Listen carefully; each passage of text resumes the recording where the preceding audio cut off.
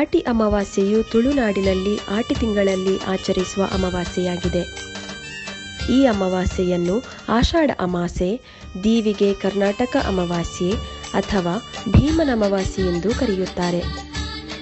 ಆಟಿ ತಿಂಗಳಲ್ಲಿ ಬರುವ ಈ ಅಮಾವಾಸ್ಯೆಯು ತುಳುವ ಜನರಿಗೆ ವಿಶೇಷವಾದ ದಿನ ಹಾಗೂ ಇದು ಹಿಂದಿನಿಂದಲೂ ಆಚರಿಸುತ್ತಾ ಬಂದಿರುವ ಆಚರಣೆಯಾಗಿದೆ.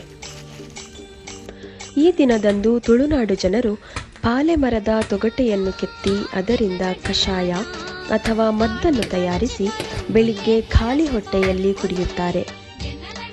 ತುಳುನಾಡಿನಲ್ಲಿ ಆಟಿ ಎಂಬುದು ಒಂದು ತಿಂಗಳಿನ ಹೆಸರಾಗಿದೆ. ಆಟಿ ತಿಂಗಳನ್ನು ಅನಿಷ್ಟ ತಿಂಗಳೆಂದು ಕರೆಯುತ್ತಾರೆ.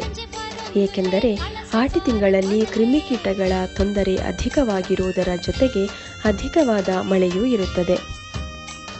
ಈ ಸಂದರ್ಭದಲ್ಲಿ ಮನೆ ಬಿಟ್ಟು ಹೊರ ಹೋಗಲಾಗುವುದಿಲ್ಲ. ಹೀಗಾಗಿ ಆಟಿ ತಿಂಗಳನ್ನು ಅನಿಷ್ಟವೆಂದು ಕರೆಯುತ್ತಾರೆ.